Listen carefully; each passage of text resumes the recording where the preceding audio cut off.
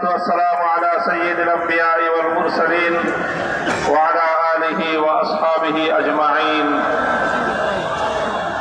সংগ্রামী বিক্ষুব্ধ বাংলাদেশের সর্বস্তরের তৌহিদি জনতা বিগত দশকের পর দশক যাবৎ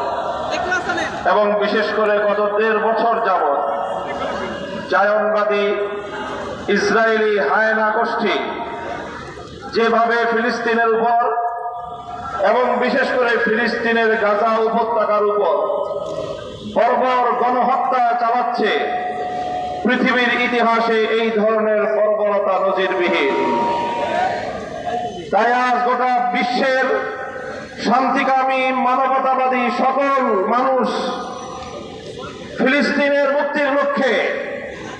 গাজাবাসীর মুক্তির লক্ষ্যে, ইসরায়েলের